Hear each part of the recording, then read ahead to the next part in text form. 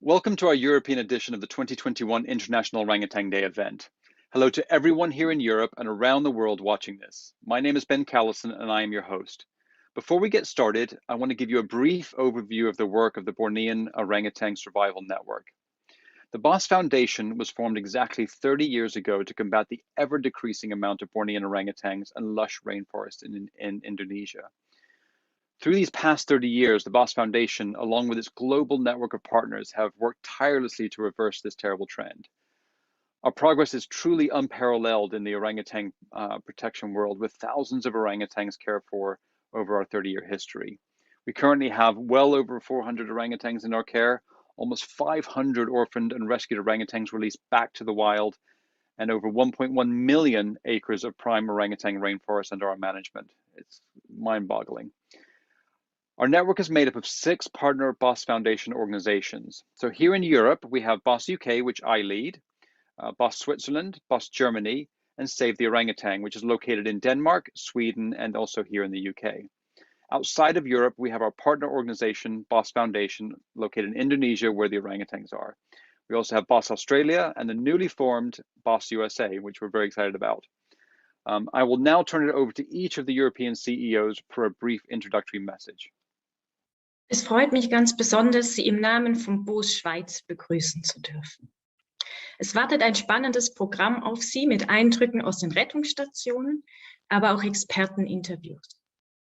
Ein Teil unserer Beiträge heute beschäftigt sich angesichts der Corona-Pandemie mit tierärztlichen Fragen. Die Pandemie kam aus der Wildnis. Sie hat nun das Potenzial, vom Menschen zurück auf Wildtiere wie Orang-Utans übertragen zu werden. Mit dieser Problematik kämpfen auch diejenigen Orang-Utans, die BOS aus dem Wildtiertourismus gerettet hat. Aufgrund des zu engen Kontaktes mit Menschen sind sie oft mit ansteckenden und gefährlichen Krankheiten wie Hepatitis oder Tuberkulose infiziert. Es freut mich ganz besonders, dass im zweiten Programmteil heute ein Projekt Platz gefunden hat, das BOS Schweiz vor 3 Jahren initiierte. 2019 reiste ich mit Tierfilmern in die BOS-Rettungsstationen, um das Schicksal der aus der Tourismusindustrie geretteten Tiere zu beleuchten. Es würde mich sehr freuen, Sie heute mit auf diese Reise nehmen zu dürfen. Ich bedanke mich ganz herzlich, dass Sie sich die Zeit nehmen, sich mit unserem Anliegen auseinanderzusetzen und wünsche Ihnen eine spannende Unterhaltung. Dankeschön. Liebe Orang-Utan-Freunde, herzlich willkommen zum heutigen Welt-Orang-Utan-Tag 2021. Mein Name ist Daniel Merles, ich bin Geschäftsführer von BOS Deutschland e.V. und ich freue mich riesig über die große Unterstützung und das große Interesse an der heutigen Veranstaltung. Zur heutigen Veranstaltung muss ich aber sagen, wir sind international ausgerichtet. Wir haben sie zusammen mit unseren Partnern überall auf der Welt geplant und wir führen sie auch gemeinsam durch. Das heißt, sie wird in Englisch durchgeführt. Da bitte ich um Verständnis. Wir werden aber alle eure und ihre Fragen beantworten. Auf allen Kanälen können sie an uns gerichtet werden und in Absprache mit den Referentinnen hoffen wir können sie auch beantworten und werden nächste Woche auf unserer Website es veröffentlichen. Bleibt mir noch viel Freude beim Zuhören zu wünschen und mich für die große Unterstützung auch in diesem Jahr zu bedanken. Gerade in schwierigen Zeiten wie diesen in Deutschland und Indonesien freut mich das besonders. Vielen Dank. Hi everyone, I'm Henny Gürtler and I'm joining you from Copenhagen. On behalf of Save the Orangutan in Denmark, Sweden and the UK, I warmly welcome our supporters and followers that are joining us on this International Orangutan Day. We would like to put focus on the critical endangered orangutan and our joint efforts to save this beautiful species. Hej og velkommen. På vegne af Orang-Utan i Danmark og Save the Orangutan i Sverige ønsker jeg alle vores svenske og danske støtter og følgere velkommen til International Orangutan Day, hvor vi vil sætte fokus på den kritisk truede orangutan og vores fælles arbejde for at redde denne fantastiske art. I hope you will all enjoy our events in company with our partners and of course the orangutans. Jeg håber, I alle vil have glæde af vores arrangement, hvor I sammen med vores partnere og orangutanerne vil få forhåbentlig en god oplevelse. Thank you for your support, og tak for jeres støtte. God fornøjelse. It is a true honor to work alongside each of those CEOs. And now I get the esteemed honor of introducing someone that I have great respect for as well. And that is Dr. Jamartin Sahiti, CEO of the BOS Foundation. Hello and welcome, everyone. Thank you all for joining us today for this special event. I'm Dr. Jamartin Sahiti, the CEO of the BOS Foundation, and I'm so glad that you are here with us today. Whether you are one of our neighbors here in Indonesia, one of our friends from Australia, or an orangutan supporters from anywhere else in the world. Today, we celebrate our great ape cousins, the orangutans, and the ways that they are essential to the heart of our ecosystem. They deserve our respect. They deserve to get protection. And that is exactly what we have been fighting for the past 3 decades. 2021 marks the 30 years anniversary of our work at the BOS Foundation. I've been fortunate to be part of this amazing organization and to lead such a wonderful team of dedicated orangutan warriors who have been persistently working to make a difference. Our team is made up of experts in orangutan welfare, management, and conservation. And together, we spend more than 30 years protecting these critically endangered species and their precious forest habitat. We do this by rescuing them from the area of human-wildlife conflict, providing sanctuary for rehabilitation, and reintroducing them back to the wild forest, all the while working together with local communities and conserving tropical ecosystem. This has never been about just one person acting alone. It is about all the people who are passionate about making a difference, coming together and taking action. It is about the hero and heroines who choose every day to dedicate their lives to save orangutan. I've seen their optimism, their unbreakable will, their hope. That is why I joined this organization, to be a voice for these dedicated people and the animals they deeply care for, the orangutan. And day in and day out, my team and I do our part to conserve these incredible animals. But for all of us, no matter where we are in the world, these have been incredibly trying times. The COVID-19 pandemic has threatened much of what we hold dear. And it's hard to focus on the things we normally prioritize. For the safety of our orangutans and of our employees, we decided to close our facility temporarily in March last year. But our staff continue to preserve because we have over 400 orangutans and they rely on us for food and care every single day. However, the health and safety of the animals in our care remains our top priority.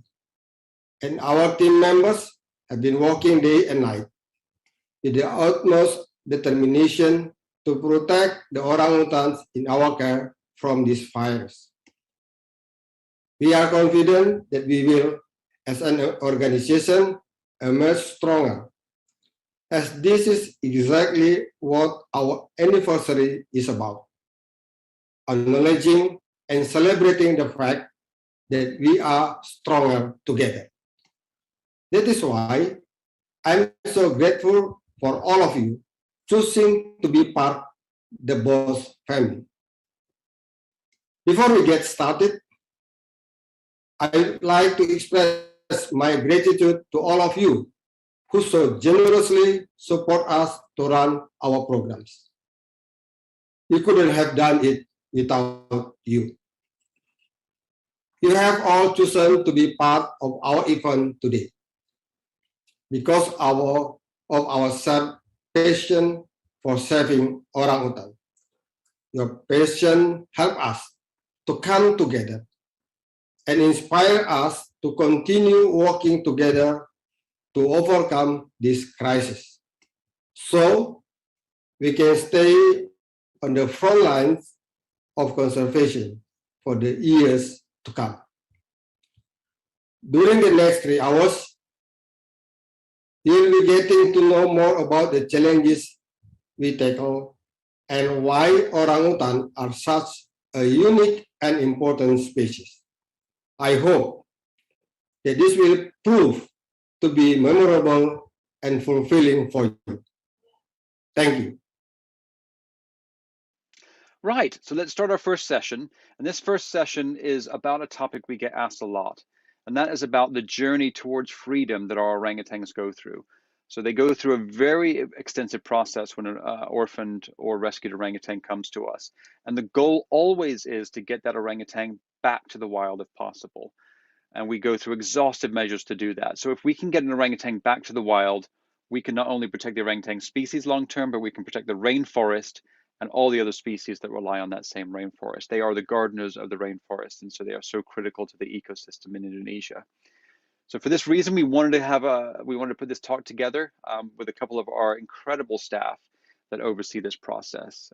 It's a very complicated process. It can take many, many years. We get asked a lot of questions about why is this orangutan not going to a pre-release island, or when will they go, or why do they need socialization first, and when is their day to go back to the wild. So this talk will go over those kind of items. So with that, I'm going to turn it over to two of our wonderful staff at BOS Foundation, and I won't say their full names, otherwise I will do them a disservice, but that will be Dr. Arga and Dr. Agnes. So over to them.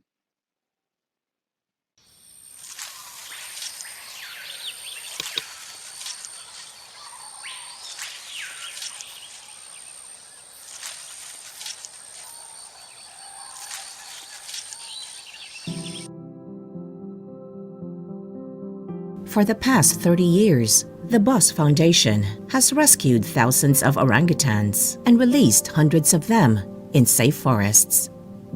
Since 2012 alone, we have reintroduced 485 orangutans into their natural habitat, where they are thriving and establishing new wild populations, which also helps to bolster the conservation prospects for the species as a whole.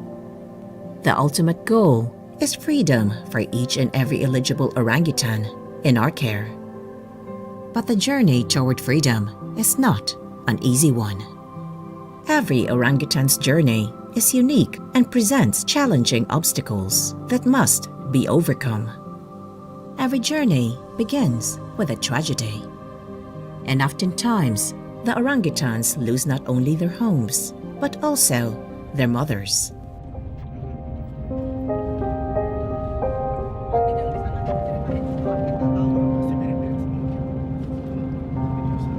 Jadi kita datang ke sana dengan membawa beberapa tim seperti tim medis, kemudian juga BKSDA, dan orangutan ini kabarnya mau diserahkan oleh warga.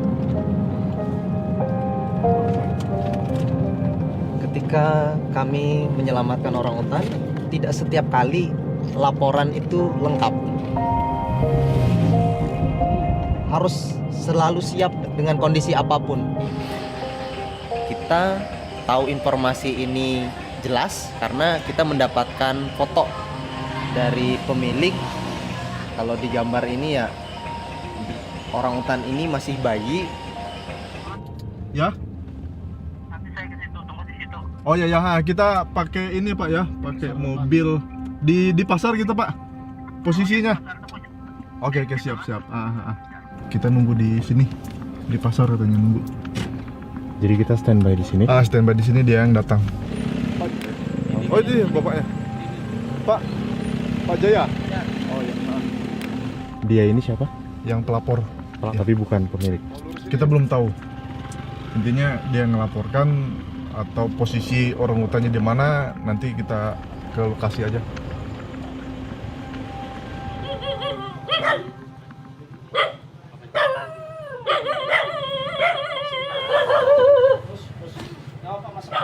Permisi untuk boleh makan. Oh boleh, silakan. Oh bapak yang bekerja yang di Tahura. Iya di Tahura. Di dinas sini kan? Iya dinas kehutanan ya. Kan? Jadi dapatnya itu dari masyarakat. Dari masyarakat. Kebetulan beliau itu yang menyerahkan, Iya, kenal sama bapak ya. Iya. Dan memang mau menyerahkan. Kalau dengan bapak itu udah berapa lama? Baru 4 hari ini. Iya 4 hari ini. Kalau posisi ditemukan di mana? Di kurun seberang. Kurun seberang desa. Ya masih kurun di seberang. Oh, di hutannya itu Ya. sedang apa? Nah kurang tahu juga, rasanya lagi Belum. nyantar pasir. Ya. Tapi memang ada dekatan sama perkebunan kelapa sawit atau apa? Ada juga. Ada. Induknya lari kayaknya, itu jatuh dari induknya. Yang pasti posisi dia dapat itu jatuh katanya. Oh. Induknya lari. Setiap hari makan apa Pak? Susu Selama di sini. Susun. Iya, susun. Kita bisa lihat ini Pak. Oh boleh. Kandang kan ada itu? Iya. Mana?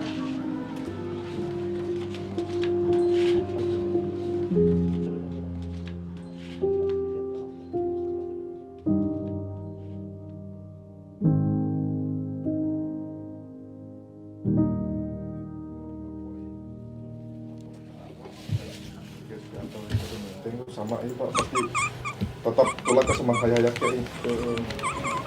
Gitu mau dibegendong pasti pasti leket harus. Leket. Ada batu-batu Pak itu. Ada batuk. Oh harus sangat kan. Dijamin jadi pelapor. Lepas. Tapi dari kulitnya ini dia nggak dehidrasi, jadi tidak perlu diinfus. Jadi ya alhamdulillah dia dalam keadaan sehat. Belum ada giginya ini. Umur sekitar 6 bulan. Jenis kelamin betina.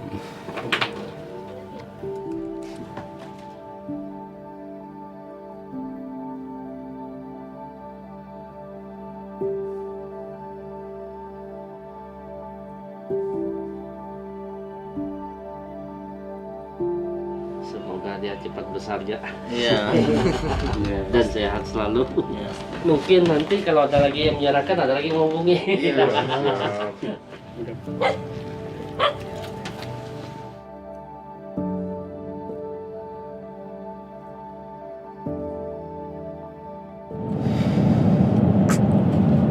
Ada dalam satu keluarga itu ada flu, pasti dia ikut flu.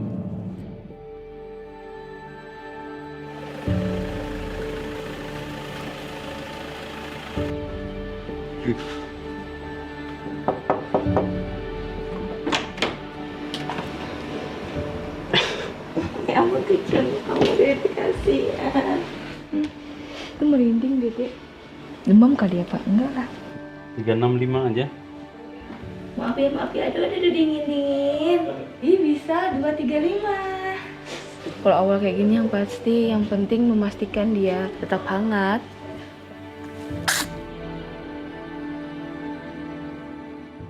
Ya susunya kan pasti ada vitamin mineralnya segala macam yang cukup kan.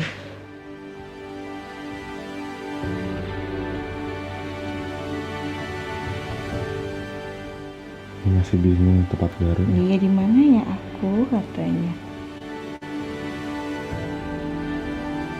Because when the infant orangutan comes to our center, it means that the orangutan already lost their mother, right?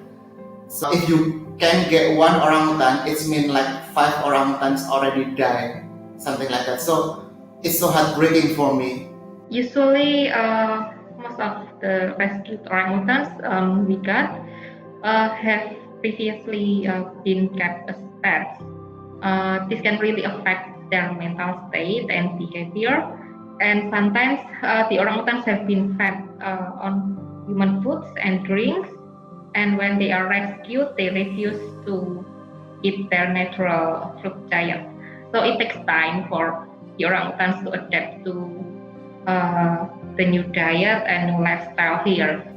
Bring back their confidence at the first time is really important, because when the orangutan, when the infant lost their parent, it means their immune system is really dropped. They will become really stressful and really easy to get sick. And somehow, if we are just too late to save them, they will pass away, something like that. We have to save them really the right time and the right moment.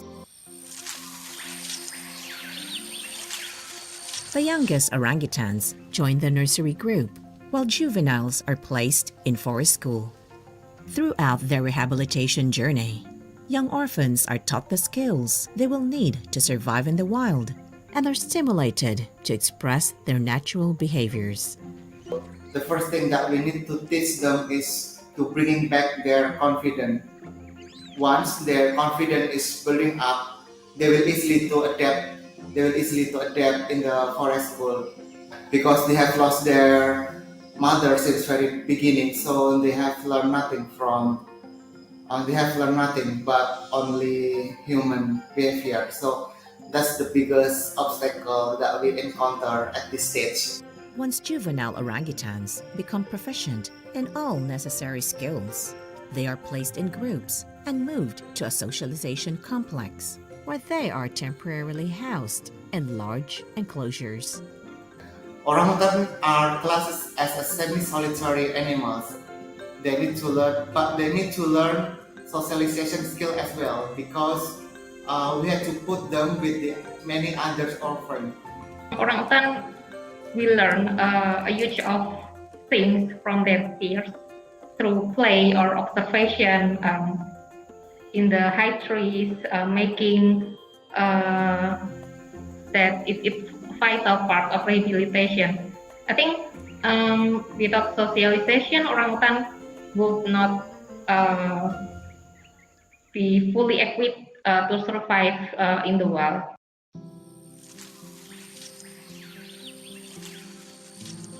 An orangutan's survival skills are put to the final test when they are moved to a forested pre-release island. The biggest challenge the orangutan will face in the pre-release island, they will have the real competition in the island with less attention from the keeper.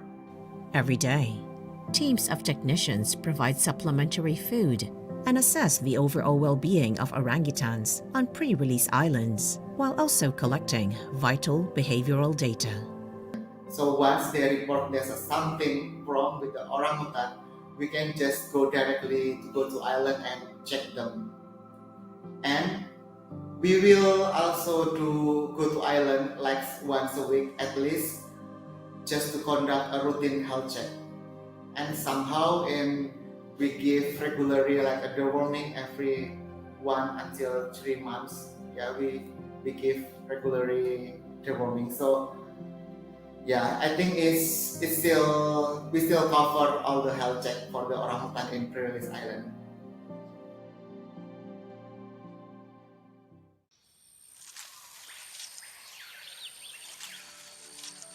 Once orangutans have proven themselves to be capable foragers, adept climbers, innovative nest builders, and appropriately wary of humans, they are deemed ready to return to a true wild forest.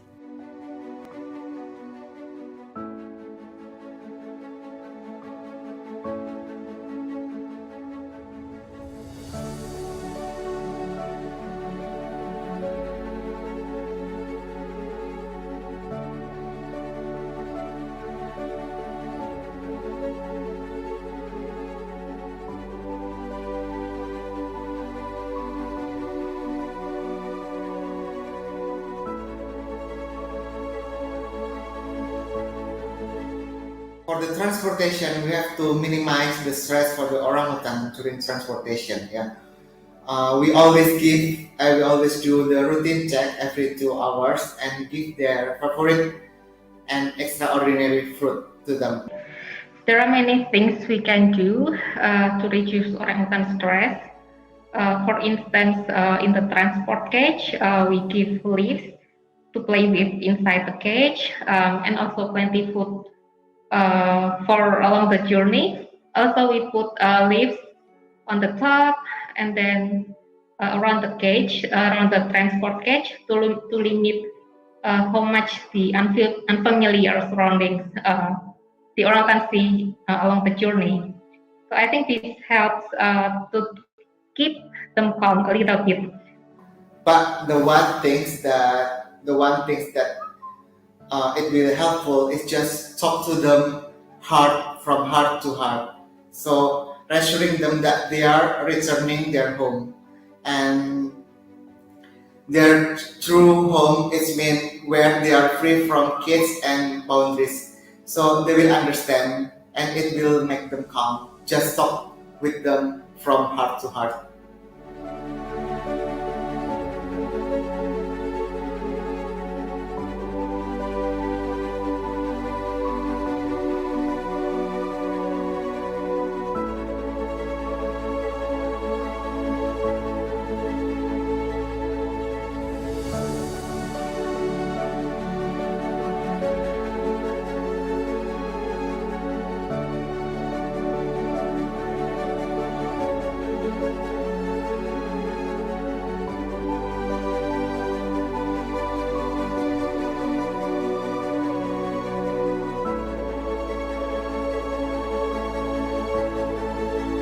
The release of the orangutan is ultimate goal for every rehabilitation process.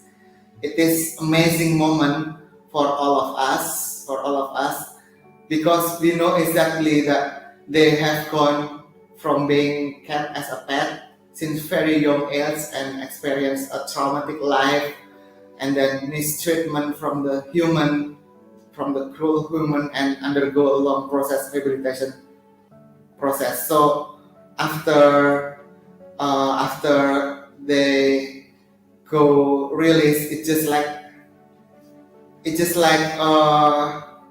amazing moment. Actually, it's speechless. You can't tell about it, because that's the ultimate goal for all of us. Just like, oh my God, this orangutan, I know this orangutan since first I work here, and then now he or she go to the forest and then just enjoy the fruit forest, and then just climb and foraging the tree, do the tree's way, and then eat the bark and cambium and everything, just like, and healthy, and somehow copulate with others, just like copulate others, like, oh my God, it's like magnificent feeling, or tremendously amazing for me.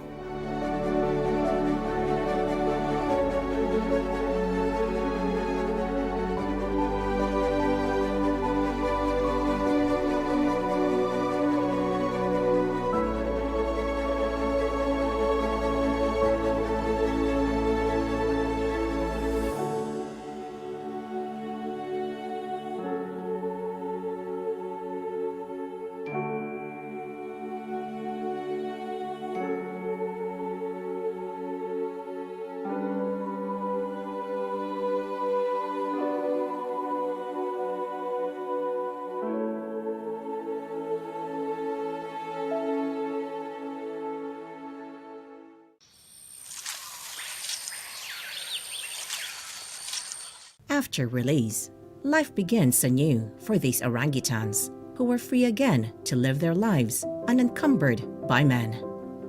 Still, our post-release monitoring team follows them regularly from a distance to collect valuable behavioral data regarding their adjustment to life in the wild, and to intervene if they fail to adapt, become injured, or fall ill. Because we do the hard release, it means there's no food after we open the cage. So that's the greatest challenge, I think, for them.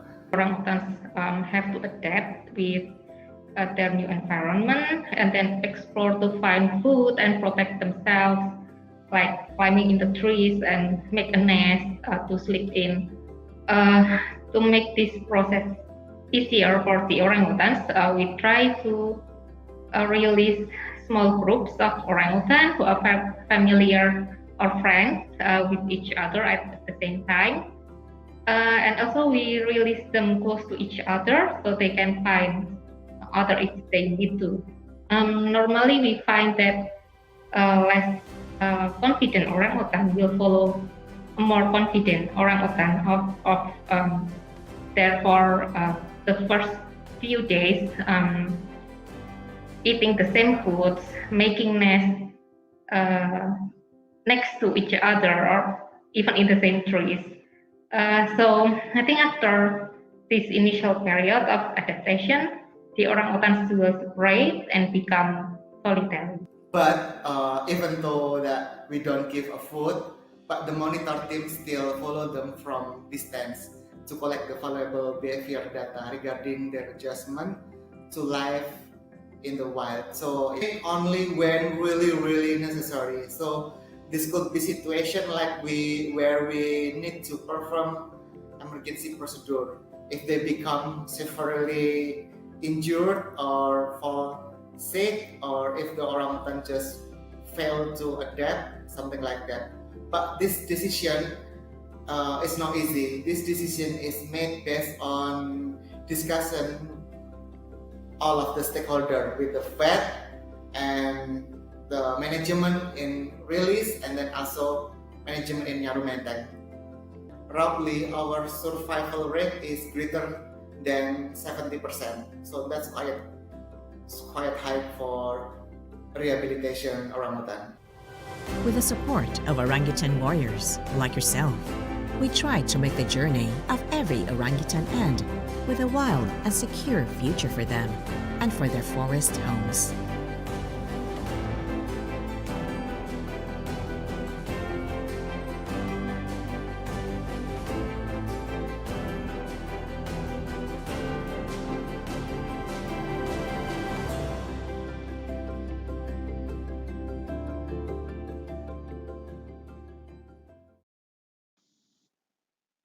Well, we hope you enjoyed that talk.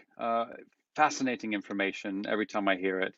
And it is such a complex process, as you can imagine, to get these orangutans from little tiny orphans or rescued all the way through the education process, the verification process, and the very complex process of transporting them back to the wild. And now we're going to lighten the mood a little bit. For those of you that have seen our hit TV show, Orangutan Jungle School, you're in for a treat. For those of you that don't know about Orangutan Jungle School, you can go to orangutanjungleschool.com, and hopefully it airs in your country. There's a little drop down for your country, so you can catch up. We have 2 seasons so far and a third in the works. More on that in the coming, hopefully, weeks and months. But here we have a few clips that we got from the makers of OJS, Orangutan Jungle School. They wanted to share some never before seen footage from their filming of Orangutan Jungle School. So enjoy.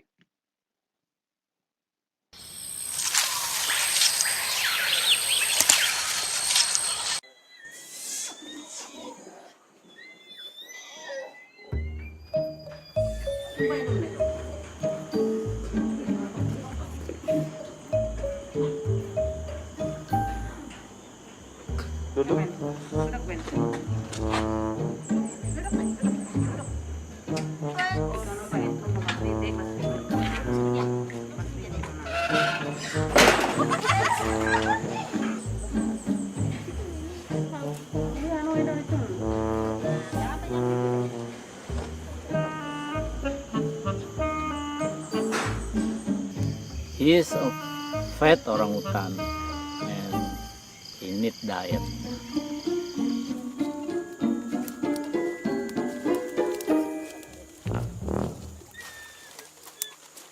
Please don't give Benny any milk at all.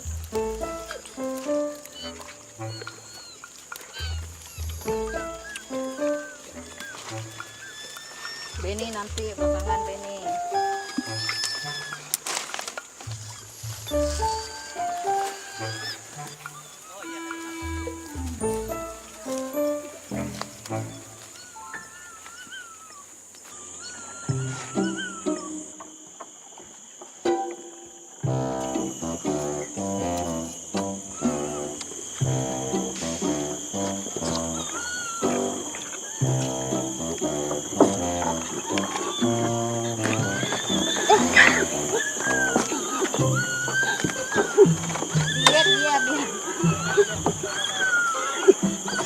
Jadi kamu biar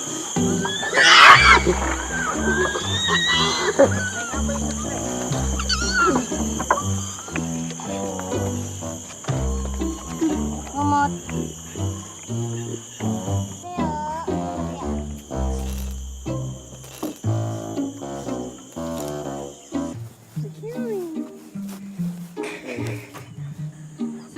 Arga, tell me about Benny now. What stage is he at? Yeah, actually, our Benny, stop it. Yeah. It's flirting.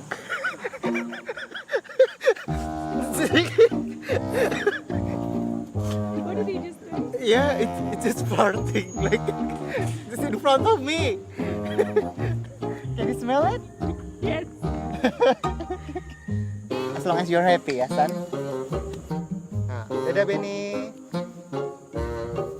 Oh, because they have food. That's why you go there, because they have food.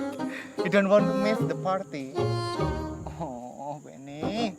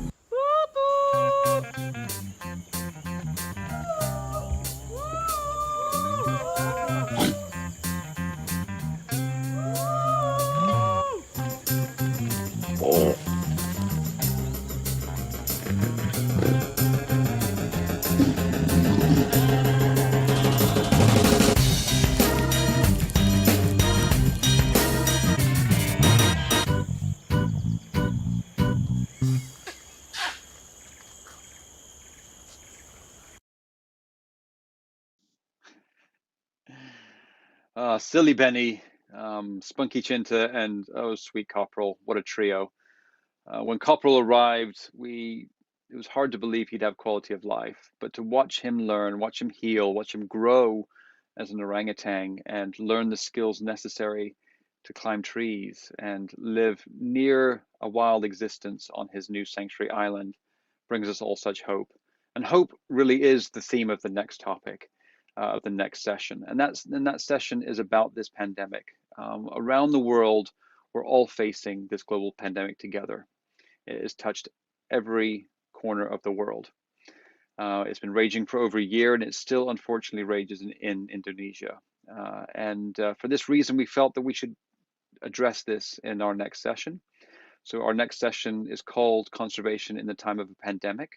And we have two wonderful speakers and a moderator next for you. And the speakers are Dr. Lauren Howard, the Associate Director of Veterinary Services for the San Diego Safari Park. And then Dr. Greggy Harry Poetra, our veterinarian from BOS Foundation. And moderating is Dr. Francisca Sulasitio, I hope I got that right, one of our veterinarian as well. So enjoy, and we'll be back afterwards.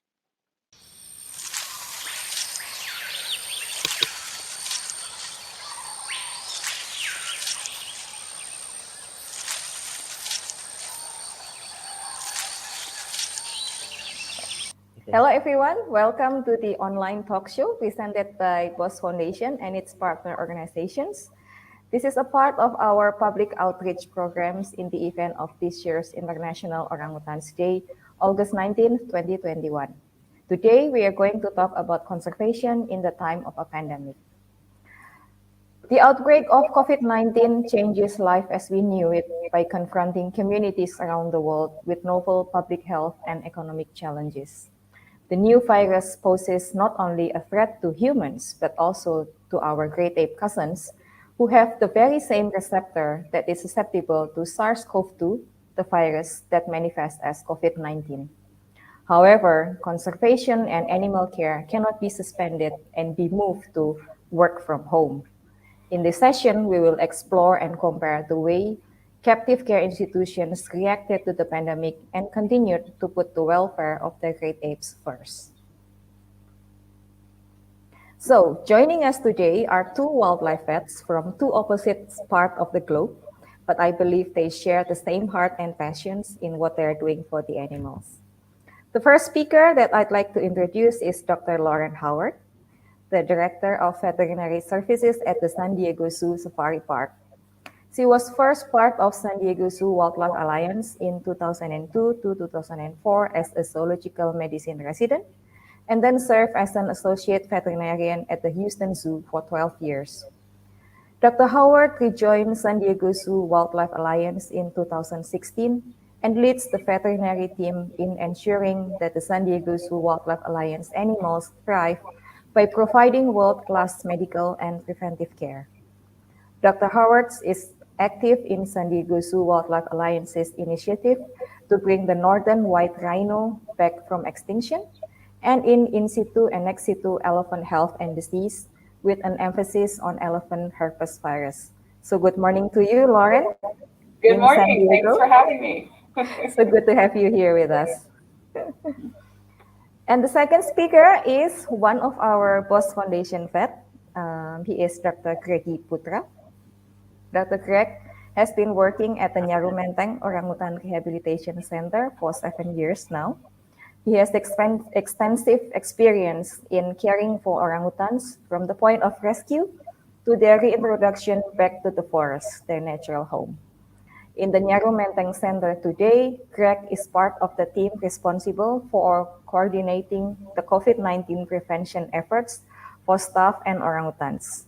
This includes everything from taking nasopharyngeal swab samples from both species and developing precautionary protocols and planning. So Greg, welcome to this event. Hi everyone, thank you for having me too.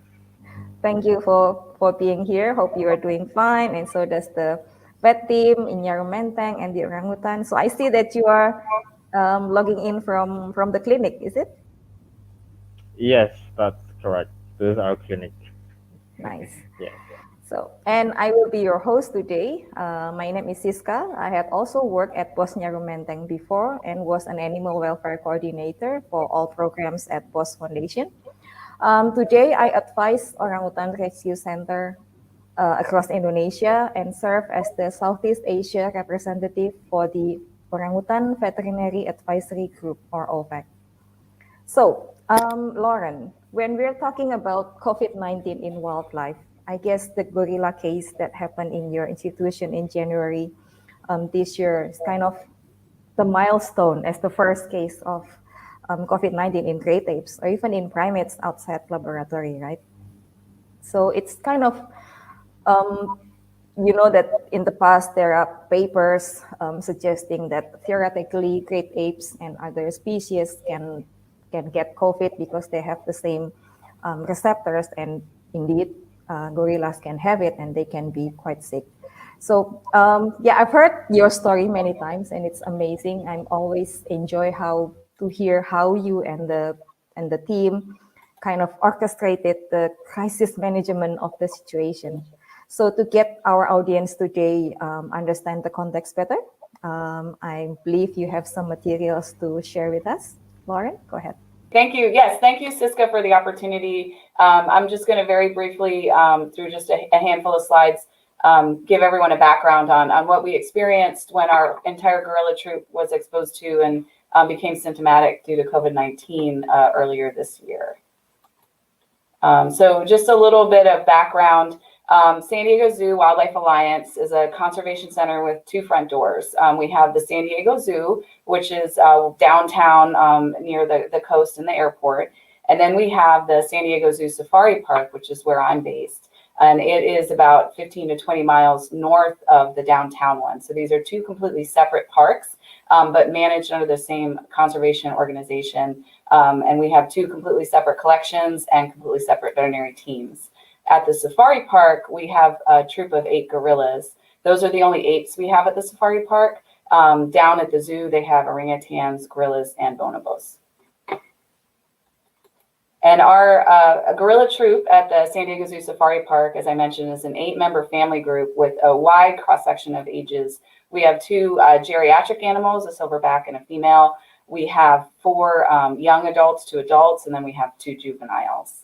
And like many of us all across the globe during the pandemic, we stepped up what's normal PPE from everyday pre-pandemic. And a lot of people have asked, well, what PPE were you wearing when your gorillas became ill from COVID? So that's why I included this slide.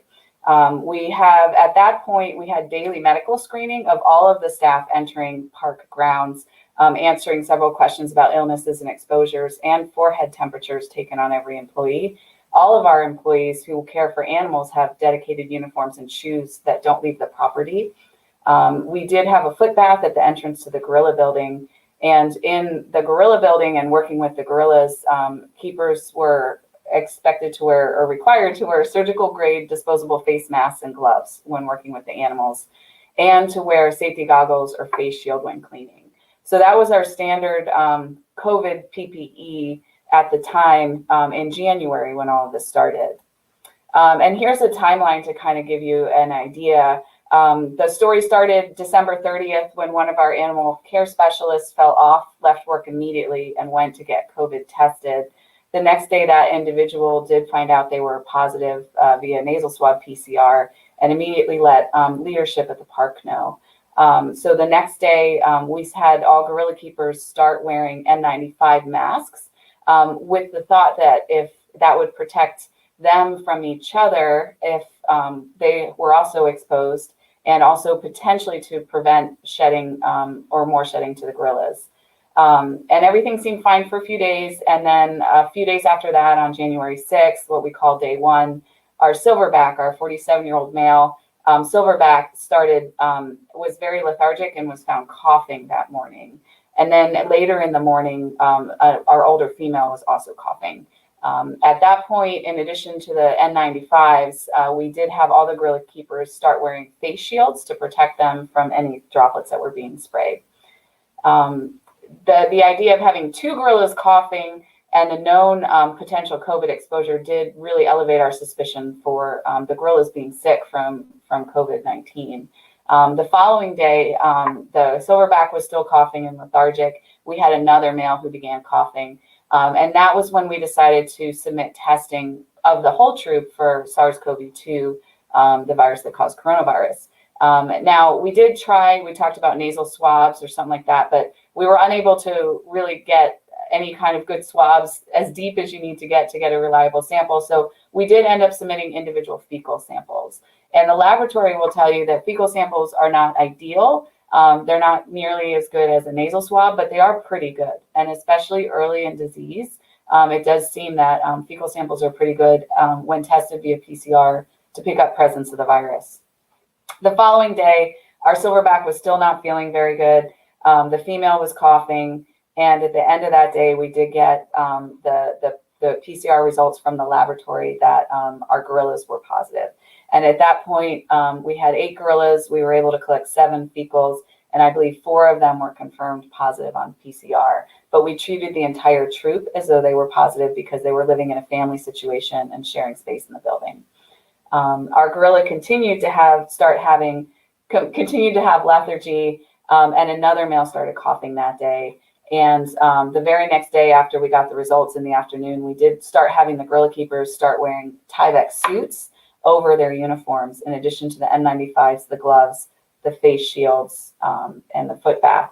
And then the following day, we got a visit from the county health department, who helped us evaluate the PPE the gorilla keepers were wearing, and to greatly enhance that by training them in proper donning and doffing of PPE, setting up hot and cold zones to make sure that no contamination of that building left the site.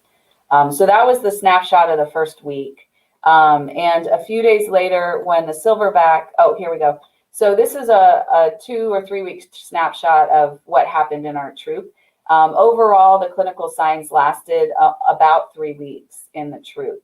And the darker squares indicate concerning signs. And that was, again, our older male and our older female. And then the lighter squares just show what kind of mild signs the rest of our gorillas had. So pretty much every gorilla in that time period had some degree of coughing, sneezing, nasal discharge, something, but nothing clinically concerning and nothing that required intervention other than our 2 oldest animals. And by January 25th, almost 3 weeks after the initial clinical sign, the troop was on the mend. And we were able to depend on some really great researchers here in San Diego to look at sequences of the gorilla strain and the strain of the animal care specialist, the keeper, that ended up being positive, and they were identical. So this is actually the first time we've been able to confirm the exact same COVID strain in an animal and a person. And it's a great indication of how amazing our county is in being able to track samples and do this kind of work.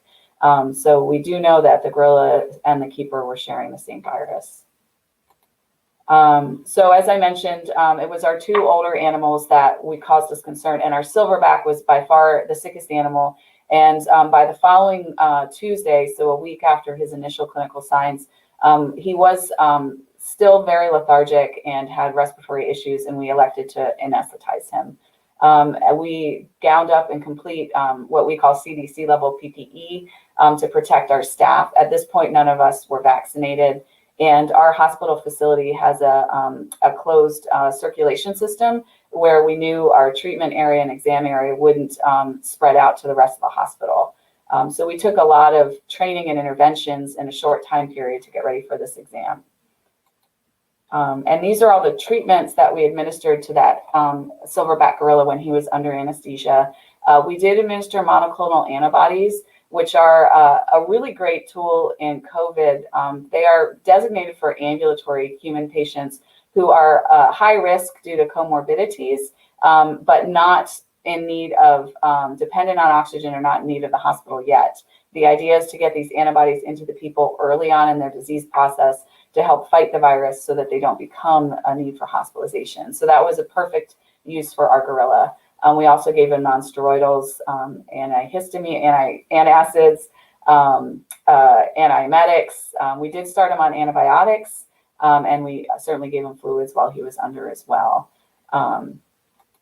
Now, Winston had probably mild heart disease beforehand that was not on treatment for. The primary findings during his exam was very low pulse oximetry, very low oxygen saturation, very productive, fluid-filled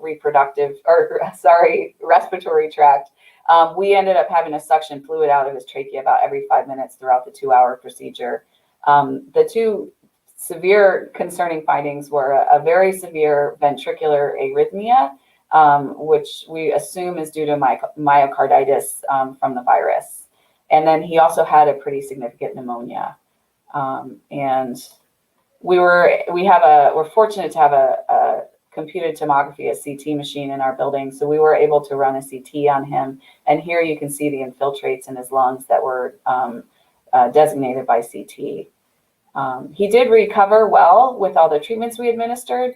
And this is an example. We did a recheck exam 2 months later, and you can see on the left side of the screen, you can see the infiltrates, and especially on the ventral, which is the dorsal side, the fluid. And then 2 months later, you can see how much that's cleared up. So he did make a really great recovery. He's still on a lot of cardiac medications for the arrhythmia and overall reduced cardiac function. But he is back with the troop and acting great. We're really pleased with his progress. So that is just a very quick summary of what happened from January to February here in San Diego. I'm happy to answer other questions that people have if there's more details. But that's the story. Right, thank you, Lauren. Very interesting, and I'm sure we have a lot of questions and discussions to talk about the cases. But first of all, I'm glad that the gorillas are now okay and they're doing fine. So that's very good news. And again, congratulations to your team for being able to handle them so finely. Can I ask you first, what do you think as the vet, the biggest challenge you faced during the treatment? What's the most challenging time or aspect when you do the treatment for Winston and other gorillas? The first challenge was deciding if we needed to act. As you know, most of the gorillas had a nasal discharge, but they were fine. And Winston, he's still an active silverback in a troop. He's actually, I think, the oldest silverback to still be with a family group. And there were some days where he looked very lethargic and other days where maybe he perked up. And we kept wondering, he's going to get through it just like everyone else, right? So that decision that, no, he's not and he needs our help, that was the first big challenge. And then it was all mental. It was, it makes me give so much kudos and props to the healthcare workers who work with COVID positive patients every day, because the ability to get our staff in the right mental place to know that we are going to bring a 400-pound feces covered coughing COVID positive gorilla into our building and work intimately with him for 2 hours to try to save his life. It was a lot. And we actually, the day before, we canceled all of our procedures and we practiced the whole procedure multiple times. We practiced donning and doffing. I think that gave folks a lot of confidence that we would be able to get through the procedure okay. So the mental part was definitely the hardest. It's not easy to lug a gorilla around and get him into the CBT machine. So that was challenging too, but that's, it's like Greg too, right? It's what you do when you're a veterinarian. Yeah. So that part was, once we were doing it, it was easy. It was the mental thing that was hard. Yeah. I cannot imagine, and I'm really intrigued to know your anesthesia protocol for the gorilla, but maybe that's for another day. It was all Tilazol. Yeah, we stayed far away from the alpha 2s, which we're glad we did. So it was basically Tilazol and isoflurane. And he did have a slow recovery, but we expected that. So yeah, it's better have a slow recovery than spontaneous arousal, right? Yeah. Greg, do you have any comments or questions about the gorilla while we are talking about the challenges of treating the very sick individual in Lauren's case? Yeah, so I can agree that the moment when we have to decide that we need to do intervention to them is quite challenging as well, especially when you are dealing with such a big animal, and we all know that there are risks to do anesthesia and etc. So that's a quite big challenge. So, my question is, first, what kind of let's say observations or parameters that you used each day for those groups when they have a positive case? So then you kind of say that, oh yeah, okay, these kids are okay, or then some groups that not really well? That's a great question, Greg, because we had the same. Communication was also a challenge because the gorillas were in the building. They were positive. We weren't going into the building, so it was all verbal communication from the keepers who were going into the building, caring for them. And I can actually share this document. We can put it in maybe later, but we created a one-page document with all the gorillas' names, and based on the CDC website of the questions they ask: nasal discharge, lethargy, coughing, wheezing. We threw an appetite. We listed it on the side, and we just had yes, no every day. We made it really simple. Every day the keepers filled out one form as a summary of each animal. And that's how I could, that Excel sheet that I showed in my slides, that's how I could complete that so easily. And there's, we have to complete an epidemiologic form for our government. And those pages really help go back and figure out who was coughing when. And if you look at, Winston, he had yes, yes, yes, and we had some gradings like 1 to 5, and he was up at the 4s and 5s. So it was that information. But yeah, it's a really good point. Like keeping track every day of who's doing what. That was a really helpful little document we put together. That's very useful. Thanks, Lauren. And moving on to the case, have you seen any long-term effect of the virus on the group once they are considered healthy after the 3 weeks sickness? How are they doing nowadays? The group is doing great. What I didn't talk about in the slides was Cami, who's our older female. When we saw how sick Winston was during his exam, we got worried about Cami. And we thought we need to do an exam on her. So we did Winston on a Tuesday. I think we did Cami on that Saturday, same gear up and all that stuff. And she, other than being a little overweight and having some bad teeth, she was completely healthy. And in fact, when we did her nasal swab during her procedure that Saturday, it was negative at that point already. So we do know that we need to go back and work on her teeth at some point. But so the rest of the troop seemed fully recovered. We have done since then. So we did this all happened in January. We did a quick recheck on Winston in March. And then we did another exam on him, I think it was June.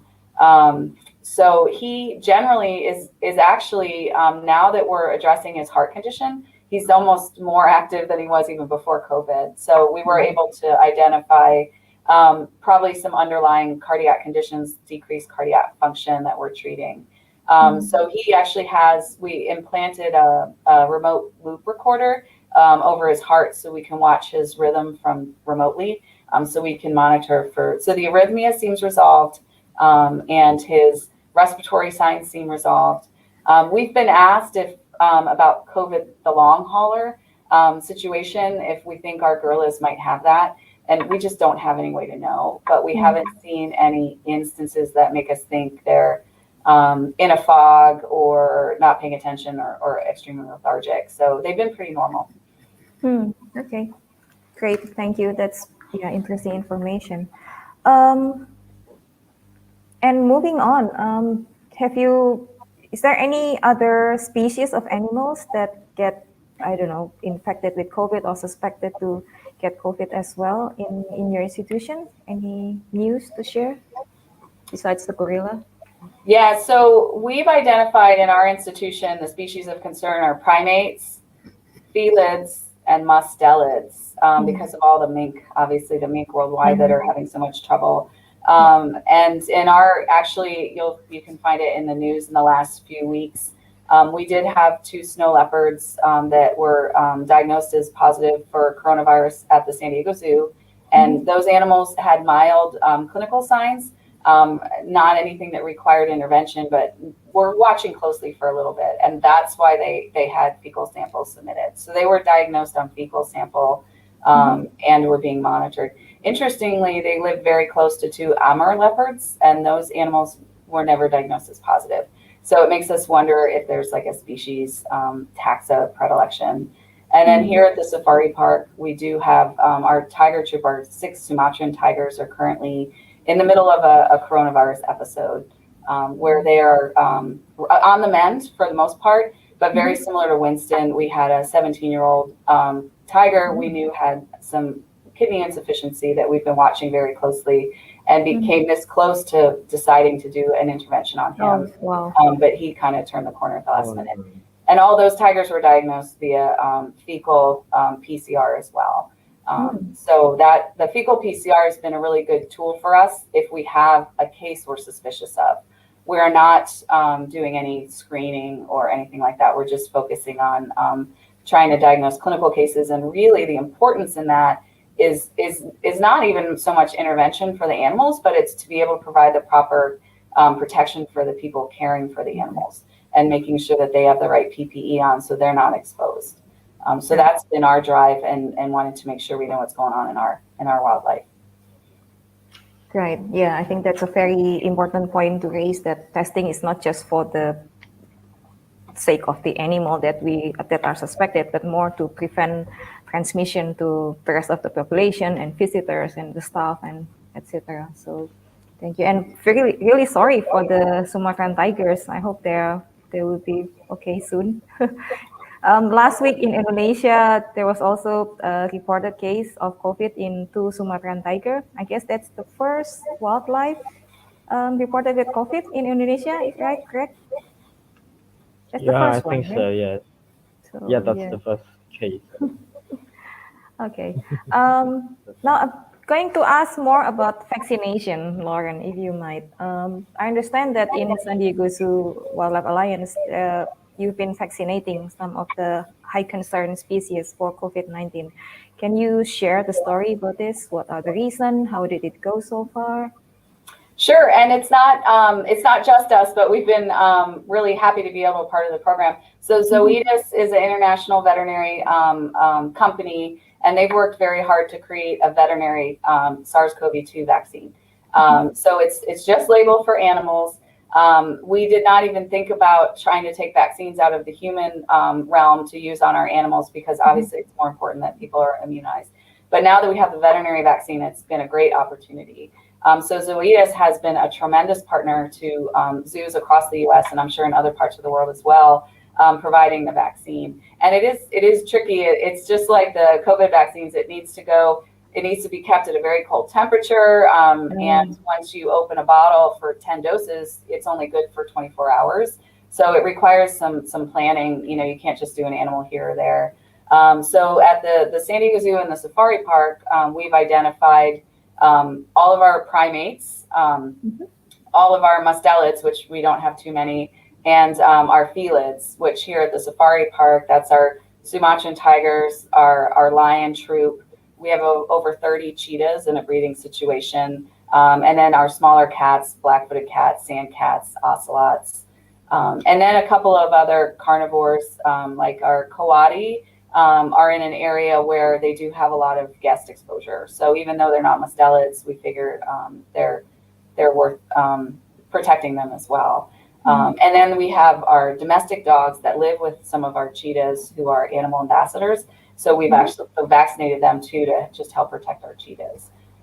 So we actually got all of our susceptible species got their first doses in already, and then it's a 3-week wait time, and then the second dose. And we started on our second round of doses. And down at the zoo, they have all those apes. They have the orangs, the bonobos, the gorillas, and a lot more primates than we do. So they probably have twice as many animals to vaccine, and they're also doing a great job. We felt a sense of urgency with just the increase in COVID cases over the last month. So, you know, it took a little while to get the vaccine, and during that time, there wasn't as much urgency, and now it's like we got to get these animals protected. We've seen very few, if any, vaccine adverse reactions. We're required to report those right away because the vaccine is still new.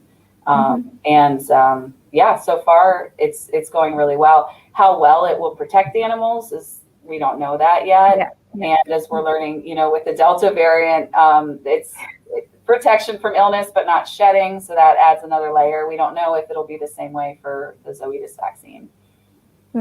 Thank you. That's very interesting. I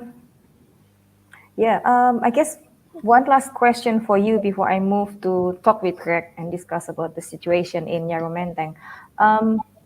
Do you have any advice for the FED teams in Indonesia from your experience responding to COVID-19? I think your teams in Indonesia are amazing, and I know you guys are doing amazing work with probably not as many resources as you deserve. I think one thing we learned with the guerrillas is how important ventilation is. And our guerrilla building, we're in a fire zone, so our guerrilla building actually has a device that would suck smoke out of the building if there was a fire. We were able to turn that on to greatly increase the ventilation in our building, and I'm just picturing it sucking all the viral particles right out. So when our guerrillas were ill, we actually kept doors open to keep ventilation. Just so in your housing situations, if there's ways to increase ventilation, that's always a great thing. And then the big thing we learned is you can't just give PPE to someone who's not medically trained and expect them to know exactly how to use it to stay safe.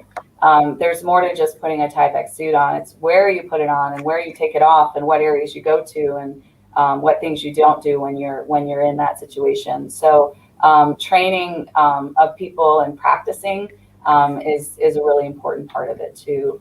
And then just, doing what you can and creating an index of suspicion for if it's a case and then having a protocol for how to test it. Interesting. I'm making notes here. Thank you, Lauren. Now moving to Greg, and I'm happy to you, Lauren, to jump into the discussion because we want it to be like an active talk. Greg, can you share to us the measures that you and the BOS team has put in place to protect orangutans in rehab centers against COVID-19? Yes, sure. I'm happy to share to everyone about this. We kind of defined two measures from human perspective and from animal perspective. So the way of thinking that if we can protect our staff, the humans, from COVID, then our animals won't get the same thing too. So then we start with making a physical restrictions to all our centers, and we start to continue to do monthly COVID screenings to our staff, and then to make sure that certain areas from our centers is considerably to be safe, especially to because our staff, about 80 to 90% of all our staff are local people, so we want to make sure that the places around our centers is also considered to be safe. So we also gather local people to get the same understandings about how important to keep ourselves safe from COVID, and then we help local people to do a monthly or periodic surveillance about COVID. So we kind of give them a rapid test for people to use. Then we kind of get the idea of what is actually going on around our centers. And from the orangutan perspective, we also do COVID screenings to all of our orangutans for several purposes. And if some staff got positive cases or suspected from COVID case, then we also do tracings to our orangutans, and we do COVID tests to them as well. And all of the things won't be happened if we don't form satgas or COVID committee. Task force. Task force, you saying? Sorry? Satgas, yes. Satgas COVID committee at BOS. Okay.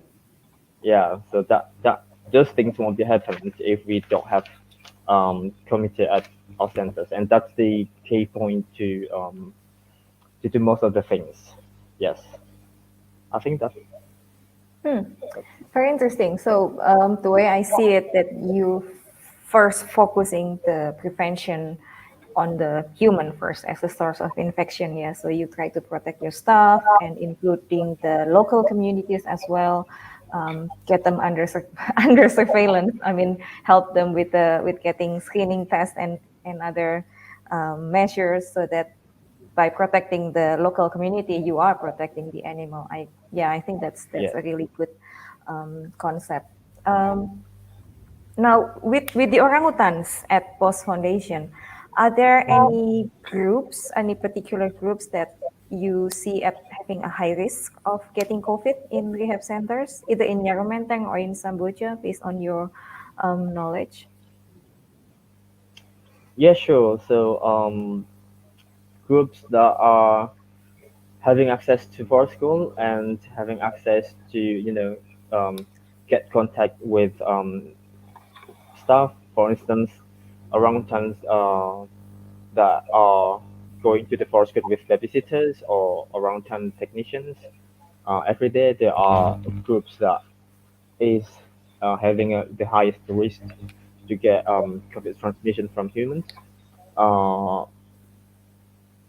So the other groups, like orangutans from Faroese Islands, for instance, are having a lower chance to get infected, because people are just, having enough distance or even far away distance to, just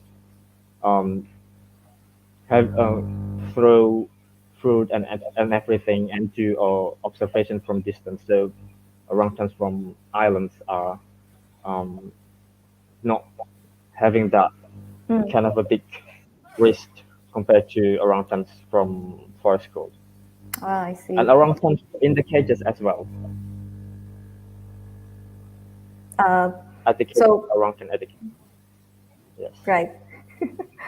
So you're saying that those that are of high risk orangutans that are in the forest school stage, and for the audience, that forest school in BOS Foundation and most other rehab centers in Indonesia is kind of a place where orangutans and human are kind of mingled or stay in the same environment. So that's why you think they are at high risk, because they're having a very close contact with human or the caretakers, right? Correct. And those that you think are of lower risk are those that are on the pre-release islands. So those who are already have very limited contact with the caretakers. Yes. And as well as those who are in the cage. And what about, like Lauren mentioned, that based on their case in the gorilla, the elderly ones get really sick. Are you concerned about the older orangutans that you care for, or those who probably has a comorbidity like we see in human population? Actually, I forgot to ask that question to Lauren, but I will want to know that later. Do ask her. Yeah. So yes.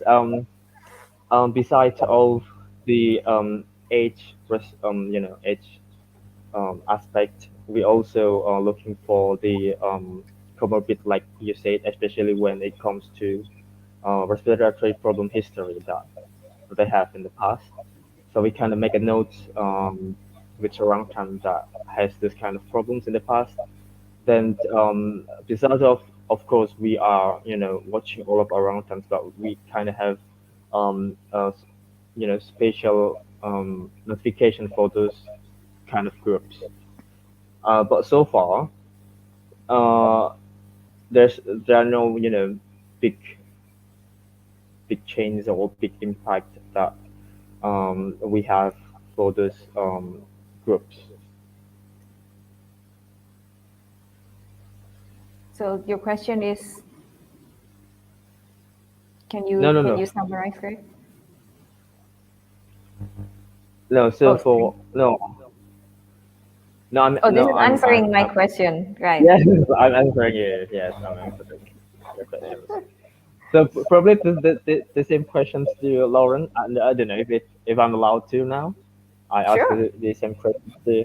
Yeah. So you said before about the age differences that might have different severity to your gorillas, but do those individuals have kind of respiratory problems in the past that you think it might affect the severity, or is there already such thing? Or Well, fortunately, our gorillas that in our troop don't have any history of respiratory disease.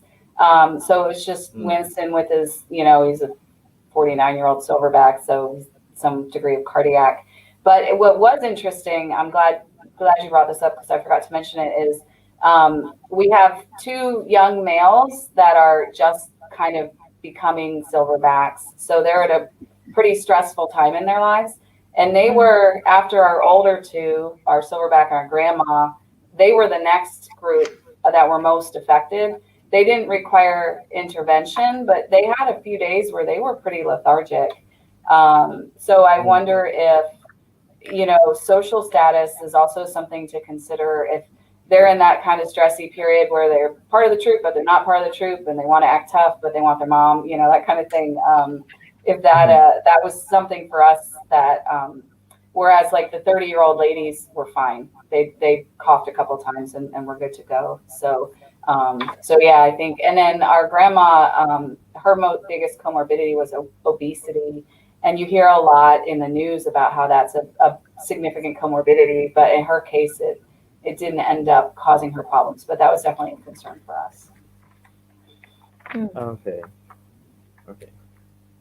Right. So better watch the orangutans, yeah. Yes. From obesity and other diseases.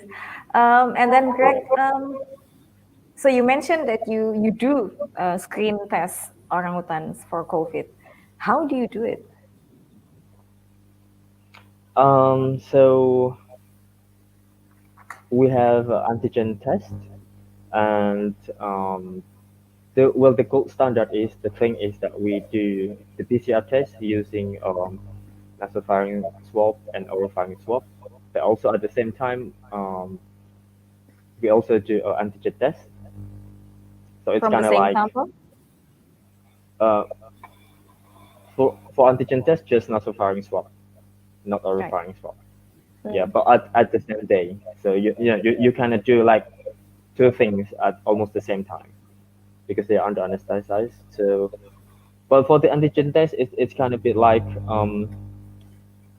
because up until today, like we kind of not really sure about how this antigen test will give us a better results or anything to determine COVID-19 or whatever in orangutans. So it's kind of the reason why we do rapid test antigen is just to, if we get positive results or negative results, then we kind of know the validity of this kit by watching the result of the PCR test. But the gold standard is still the PCR test. Right. And did you say they were anesthetized samples, not voluntary? For younger, for the kids, they can be we can just handle them, but for bigger orangutans, no. Okay. Okay. Yeah. So you test the orangutans based on if they had a history of being in contact with any keepers or caretakers who are positive with COVID, and so it's kind of screening. So you test a lot of orangutans, and you use antigen rapid tests, but the gold standard is still PCR. Yes, and we also plus we watch for the clinical signs that might appear. And then we also determined about the the time of the best time that when we need to take the samples. So we kind of like doing, tracing from what is the last time they have contact with the positive results from stuff, and then we kind of like, doing then three days after that, and then we do serial. But if we do anesthetizations because of the animal welfare reasons, so we just have to do it once for all, and we send the samples. Interesting. And now that we heard the story from San Diego Zoo that they use fecal sample to do PCR tests, will you consider that? And is it applicable to be done in Indonesia to the best of your knowledge? Yes. For the fecal sample test, I think that's very favorable when we need to, kind of know a surveillance for our populations, because, we have like several orangutans from the same cage. So we kind of, because it's easier to take, fecal samples than to, swab test. So by doing that, then I think we kind of know the overall conditions of what happens inside the centers. And I think that's applicable also, yeah. We can do like sampling, or is that also the San Diego Zoo do? Like you do samplings every month or every, is there a timeline to do the screenings for all the animals? So our cases, like our snow leopards, our gorillas, and our tigers, we are doing twice weekly fecals to try to understand when the viral load goes down in their feces, to help us understand when we can step down our PPE, and also when we can allow the habitat to be open to the public again.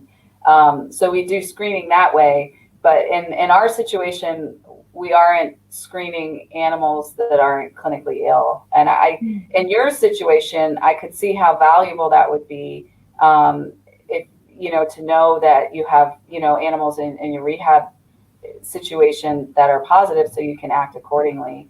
In our situation, we don't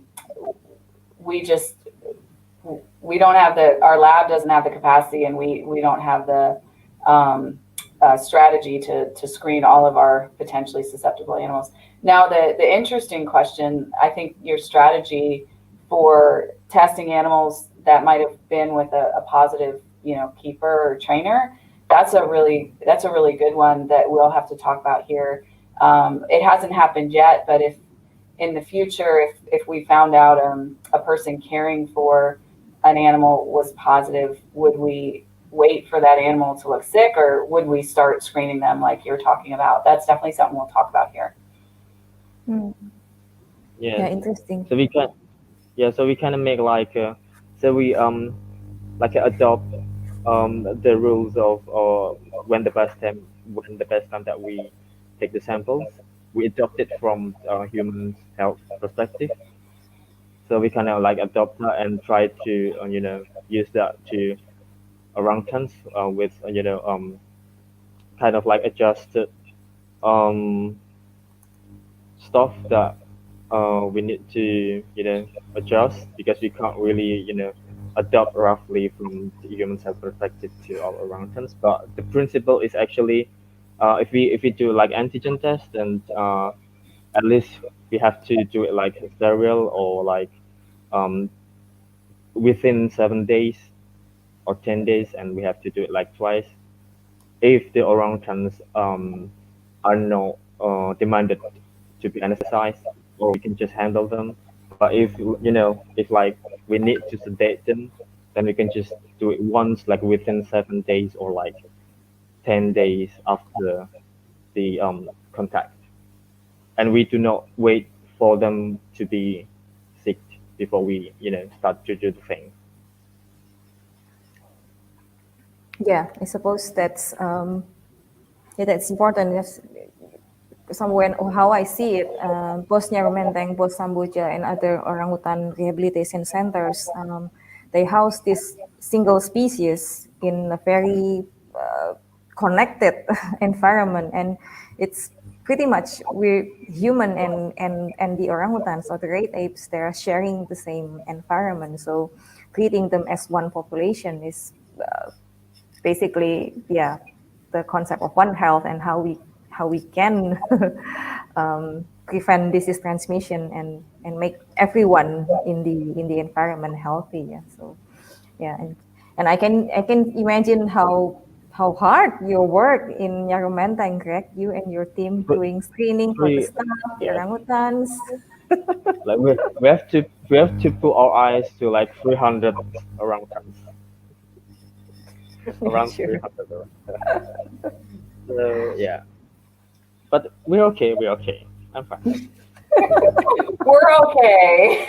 We're okay. Why you wanted to do this panel so we could sit down for 45 minutes. Yes. Right. And yeah, could I mention some reasons why we need to screen the orangutans for COVID? Is actually other than just when they get close contact with positive stuff, but we also do COVID screening for new arrivals. We start to do that, and then we need to do this COVID screen test also for when we have to move the orangutans from the main area to tourist islands. So transferring, when we need to transfer them, so we have to check for the COVID again. And if the most important one is if we want to release them back to the forest. Yeah. Yes. Yeah, suppose, yeah. that's the best strategy to keep the wild population stay away from COVID. So Yeah. You do a lot of testing, and say you have a positive orangutan. Do you have a plan in place to care for them and manage the situation? Yeah, so ever since March last year, so we have one facility which is located a bit separated with other facilities. So this facility is used to be a quarantine area for release candidates, but we are no longer using that for that purpose. So we switch that area to be prepared for isolation area. For those positive individuals that we might get in the future, which we hope that we won't use the area at all. So we can prepare the area, and then we have made strict protocols when we are taking care of positive individuals. And yeah, probably the big challenge also, that's why I asked Lauren a few minutes ago that what kind of parameters that we see from the positive individuals to make sure that they are okay, they are not okay. So that probably will be a challenge for us as well. Yeah. Yes. Interesting. Final question to Greg before we have to close this discussion. Although I'm sure there are many other questions that need to be discussed, but yeah. Anyway, the last question is for you, Greg, and this is representing your whole team in Nyarumenteng. What have been the physical or emotional or even financial strains on the BOS staff and orangutans in your care nowadays? Well, we have, so for the physical strain, so we have faced some positive results from staff. So we have to quarantine them. They're not allowed to work. So by then, all the people should replace their work. So that means they are overworked from from everywhere, from different divisions, which also affect their mentals. And also for the orangutans as well, it's kind of sad for us.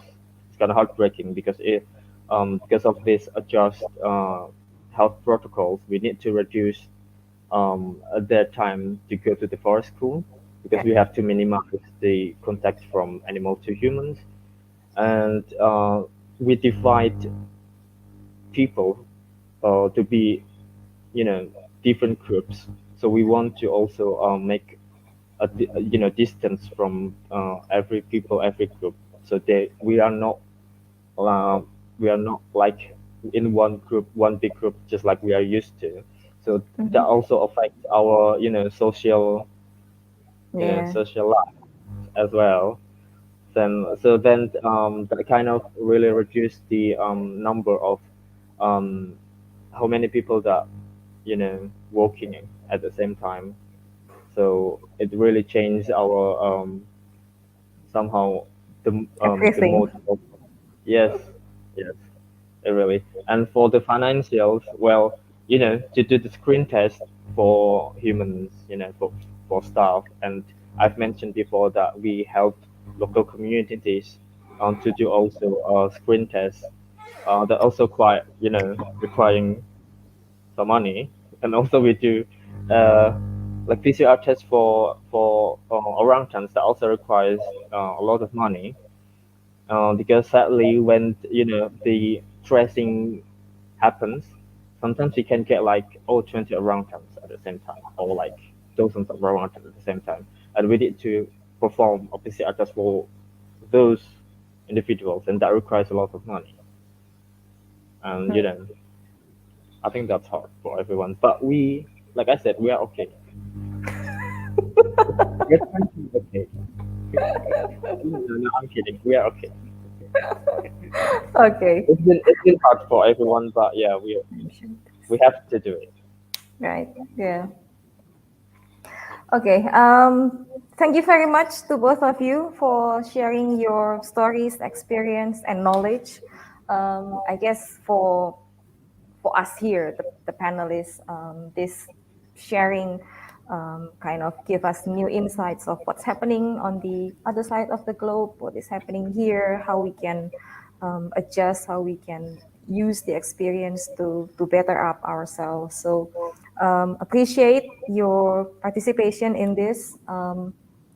I guess we have to admit that this pandemic is indeed a very challenging, very difficult time for us. We are not just worrying about ourselves and our life, which already very heavy, but we also have to think about the animals that we care about.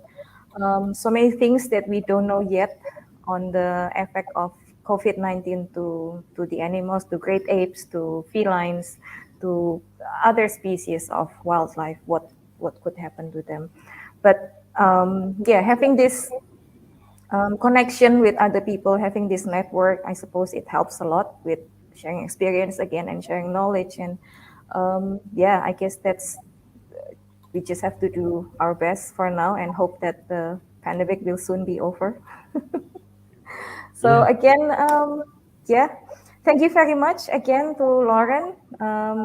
Have a good day ahead for you, and thank you to have a good night sleep for both of you. Yes. Thank you to Greg for Thank you. setting aside your midnight time to talk with us. So yeah, just want to say that you guys are doing amazing jobs. I'm sure this talk hopefully will inspire many more people to appreciate and be more involved in the conservation of wildlife. So thank you. Happy International Orangutan Day, and goodbye everyone. Wow, a tough topic for sure. And I hope that gave everyone a sense of just how complicated it is to care for and protect orangutans and our staff during a pandemic like this, a pandemic that has raged for well over a year and is still very alive and well, sadly, in Indonesia. But we also want to say that our hearts go out to everyone around the world that has been affected and continues to be affected by this pandemic. We hear those stories all the time losing loved ones, losing friends, losing jobs, all the other things that can happen because of a pandemic like this. And for that reason, we also want to thank every one of our supporters that has stood by us through this pandemic, because without you, we couldn't have continued. We wouldn't be able to provide the care and continue to provide the care that we do. So a huge thank you to all of you that have done that. A big thank you from the entire BOS network. It means so much to us. And now we're going to transition to a different topic, a topic that focuses on a different threat to orangutans, and that is the wildlife trafficking trade. The wildlife trafficking trade is still very alive and well for orangutans and countless species, and it's something that we need to combat as a global community. And by doing so, we can finally put an end to it. So we were so proud, BOS Switzerland was very proud to lead the effort in partnering with an incredible documentary filmmaker to put a focus on this issue in specific. And with that, the documentary Eyes of the Orangutan was born. This film has been a 4-year project to create, and it's incredible. And we do hope it's going to be the documentary that brings to the forefront this issue of wildlife trafficking in the entertainment industry for orangutans and finally puts an end to it. So you're going to get to see the trailer for it now, and stay afterwards because we're going to be speaking with Aaron Gakoski, the documentary filmmaker who created this with his team, and Dr. Sophia Benz with BOS Switzerland, who has been leading this effort from the BOS network. And after that, you'll be learning how to see the full documentary, which you're not going to want to miss, so stick around for that as well. So here's the trailer.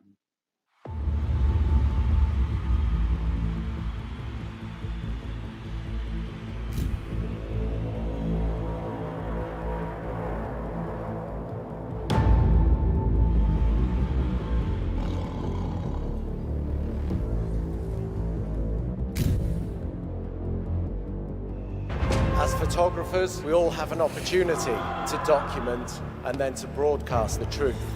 What we see and what we record can help change the world. My name is Aaron Gakoski. I'm an environmental photojournalist. I've spent the past decade covering human-animal conflict around the world. But now I'm deep into the most important project I'll ever work on. There's beatings and cruelty beyond belief and abuse that goes on behind the scenes that the tourists don't know about. This is a wildlife house of horrors. Everybody buying a ticket is responsible. Traveling the world to enter the dark heart of the orangutan tourism industry.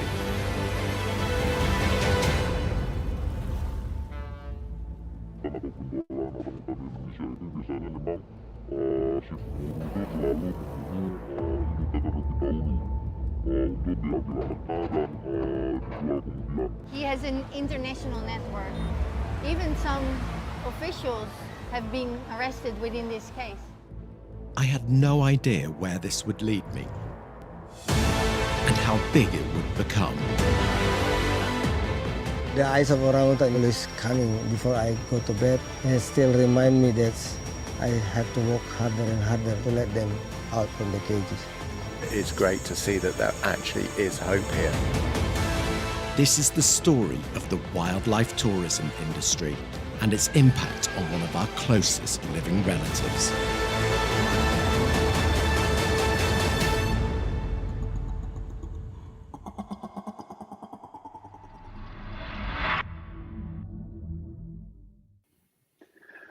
What a powerful documentary. Now that you've seen that, I'm now very excited for us to be joined by two very special guests. It's my honor to introduce you to Aaron Gakoski, an internationally acclaimed environmental photojournalist, filmmaker, and TV host. His work specializes in human-animal conflict. And also my dear friend and colleague, Dr. Sophia Benz, CEO of BOS Switzerland, and the driving force behind BOS's involvement working with Aaron on this groundbreaking documentary. So as you have just seen, the wildlife trafficking issue remains a huge threat to wildlife around the world, and orangutans are sadly no exception. So Aaron's award-winning work documenting the human-wildlife conflict is why we knew he was the perfect partner to help us raise awareness of the illegal orangutan wildlife trafficking and entertainment industry. So this partnership culminated in the creation of the documentary you have just seen, Eyes of the Orangutan. So to tell you more about this incredible documentary, I now turn to my guests. So it's really great to see you both. So the first question is to you, Aaron. For our viewers, can you tell us a little bit more about the Eyes of the Orangutan documentary and why you felt this specific topic needed to be covered? Yeah, thank you so much, Ben, and thank you for asking me to talk here today. So yeah, I've been working as an environmental photojournalist for about 12 years now, and I started to investigate the wildlife tourism industry about 4 or 5 years ago. I was living in Asia, working here, and everywhere I went, I was seeing all of these examples of horrific wildlife tourism attractions, places where people can ride on elephants, where, you know, the most terrible zoos you've ever been to, places where orangutans are boxing each other. So I raised a little bit of funds and then spent a few weeks traveling around Thailand, which is very much the epicenter of the cruel wildlife tourism industry, and documenting what I saw. And from there, it just kind of exploded, really, and the images got so much attention. I mean, I was on BBC World News, it was all over the British press. And I think that people were so affected by it because everyone has been involved with the wildlife tourism industry at some point. We've all been to a zoo, we've all been to an aquarium, we've all seen animals perform at some point. So I think that this is one of those issues that kind of really touched everyone. And from there, because I've spent so much time documenting orangutans in the wild as a filmmaker and photographer, it was then that I started to really concentrate on orangutan tourism. And I think it had such an impact on me because you can really feel the animal suffering. We're talking here about one of the most intelligent creatures on Earth. And when you're at these wildlife tourism attractions, you can sense the sense of desperation, the despair, the depression. And then the more I learned about it, you know, that was when I brought on some of my colleagues. And we decided to spend the next few years documenting the industry. And the more I learned, the worse it was. And from there, the project just grew. It took on a new life. And that was when we started working with BOS and also our other partners, Born Free Foundation and Jakarta Animal Aid Network. And here we are 4 years later with our project, Eyes of the Orangutan. And I just hope that the film will go some way to making people aware about some of the issues that orangutans face in captivity. Well, it's such a powerful documentary. I have no doubt it will do that. And thank you so much for putting your lens to this issue. So now to Sophia. So why did you feel it was so important for BOS Switzerland and the BOS Network to support the production of this documentary? And from a personal note, why did you think this is such a special film? Yes, thank you for the question. I think our work as BOS organizations or conservation organizations in general oftentimes focuses on the cute and little baby orangutans because it's easy to generate funding through them and their stories. So the unreleasable animals, the adult ones, and that refers to the ones we rescued from these wildlife tourism attractions, they are oftentimes forgotten. It's more difficult to tell their story. So I really wanted to have their stories put in the focus of our work a little bit more than it is at the moment. And I think the documentary itself is special because it doesn't, because BOS is in there, because it doesn't stop in Thailand in a rescue center.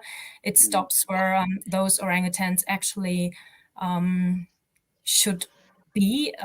In the ideal case, in the rainforests in Indonesia, only a few of them could be released, but that's one of the first things I told Aaron when we met. If you do that documentary, please make sure you don't stop the story in Thailand. It needs to continue to Indonesia. So that's one point. I also think it's special because it's not just informative. It's not just shocking and frustrating, telling what's really happening. It also gives people hope. And that's a big difference to other documentaries I've seen on that topic, because we really put emphasis on a clear call to action in the end, giving people the option to help and tell them how they can actually change the situation as those who go to these places, as the consumers of orangutan tourism, but also our supporters, and introducing our campaigns and the kind of work we do, which really shows that as an individual we can make change here, and that's why I think it's special compared to other productions. I do think, sorry, just leading on from what Samboja said, I do think that having that sense of hope was just so important in the film, because we are dealing with what is a very dark, very distressing industry when you start to do a little bit of digging. And we wouldn't have had a documentary if we hadn't have gone to BOS's facilities in Kalimantan, because we do need to know, people need something they need to know that there is, it's not all just doom and gloom. It's not terrible. You know, conservation has a very kind of negative association, particularly with broadcasters. But we wanted to show, look, there are these people who are actually dedicating their lives to try and mitigate some of the problems caused by the wildlife tourism industry. Yeah, no, you're absolutely right. And I feel personally that these orangutans that are part of the black market and this illegal wildlife trafficking are the forgotten orangutans in many ways. They get snuck out and they put into these facilities, and their story gets lost. So this documentary finally puts a lens on this issue. So thank you. And actually, the next question back to you, Aaron. As we all just saw from the trailer, the documentary has some incredibly hard-hitting scenes. So what were some of the biggest challenges that you and your team faced in shooting this film? Making a documentary like this is one big challenge. It is 4 years of challenges. I can't tell you how much effort, time, blood, sweat, and tears goes into making a film like this. The film spans several countries, so logistically it's a huge challenge, you know, to have the crew. We've also got a crew. We were working on kind of bare bones budget as well. You know, documentaries like this are hugely expensive to produce, but you know, thankfully with our partners we were able to make it. But you know, still we had a crew who were working for free on the project. We also had what you see on screen is only 52 minutes, yet you don't see all of the pre-production. You don't see all of the you know, the behind the scenes difficulties that you face when making something like this. You don't see the editing. The editing itself took like 6 months. So people think, I think sometimes like this industry and this career, people kind of think it's quite glamorous for some very strange reason. I'm telling you, like come and lead this life for a while and you'll see that it's not glamorous at all. But I think people kind of romanticize it. And then when actually people get into the industry and the business of wildlife and conservation filmmaking, they'll see just kind of how difficult it is. And, you know, myself, the crew, we've all had very, very difficult, very dark times kind of over the years. And that's just challenges that you face in this industry. And you know, you keep a bottle of whiskey on standby at all times. You keep your Prozac in another drawer, and then you're good to go. But yeah, I think COVID was very good. It was an enforced break. We literally snuck filming in. We finished filming on the day of where everywhere went into lockdown. I got on the last flight home to Bali. So we really did just kind of manage to do it by the skin of our teeth. Well, and a documentary like this, I mean, over that 1 hour, that 52 minutes, it's an emotional roller coaster, and it leaves you, it's a tough thing to watch, and it leaves you with that emotional baggage of seeing this issue. But that's 52 minutes, and I think everyone watching needs to understand that this is 4 years. Take that and magnify that over 4 years. It's just incredible that you guys are putting so much time and effort to this, and I can imagine that the compassion fatigue and everything is real. So yeah, it is not. It's real, and like, to be honest, now I'm like, I can hardly even watch it anymore. I'm just so I just put so much into it, and I know the crew are all the same. We're just exhausted by it. But I would say that our partners, Terra Mata, who are the producers on the film, they've been absolutely fantastic, and they really breathed life into the project, particularly when maybe we felt kind of creatively we were hitting this kind of dead end. But they came on board, and working with Sue and Sabine has been absolutely amazing. And the film was shown on Service TV. And then hopefully it's going to hit some of the major international broadcasters later this year. Well, that's the plan anyway.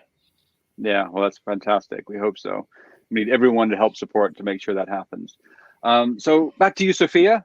So in the documentary, we saw the journey of these orangutans, some of them that were back at our BOS Center. So if you want to just give a little bit of an update on what's happened to the orangutans that BOS rescued from the exact same wildlife entertainment industry in Thailand that Aaron and his team showcased in the documentary, and also why are orangutans rescued from these types of facilities so unlikely to be releasable back to the wild?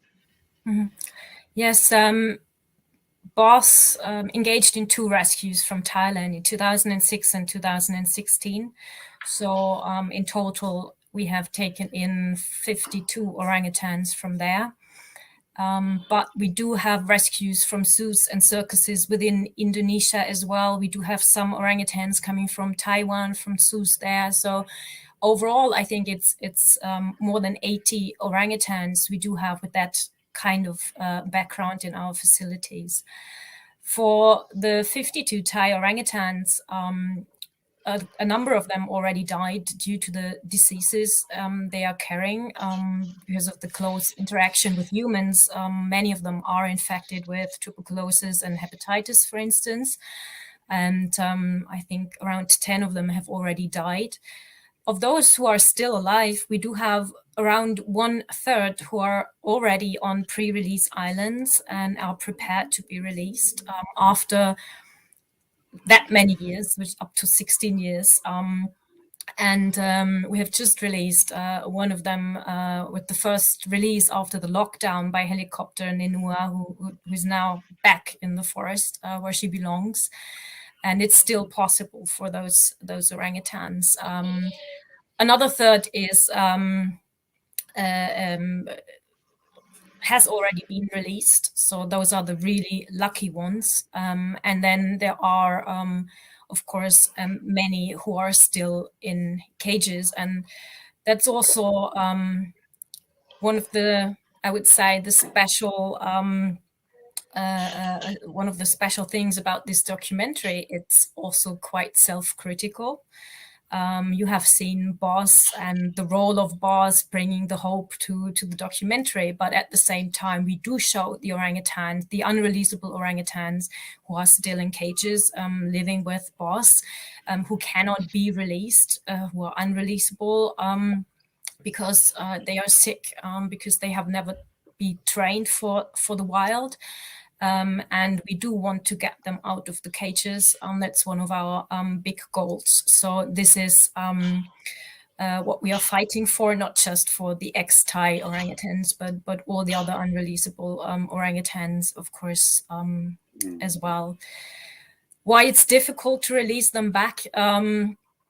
Because many of them are sick, and we do not want to carry those viruses, of course, to the wild in order to protect the wild populations there. The other reason I've already mentioned as well, even if they would be okay to be released, many of them come at an old age. They have lived in cages. They have been locked up their entire life. And we cannot just release them because they wouldn't have any chance to survive. They have never learned how to survive in the wild. So they are truly unreleasable animals. The third point, which is relevant here, is that we do need suitable release areas to release orangutans, not just these orangutans, but all of them. And as long as release areas are missing, as long as the forest is destroyed in Indonesia, we will always have difficulties bringing animals back to the wild. Yeah, it's such a complex issue, these poor orangutans. And now back to you, Aaron. So speaking of goals, so what has been your driving? You've made it through 4 years of nothing less than hell, having to document this horrendous industry. What is your goal for this documentary? What would be success for you with this documentary?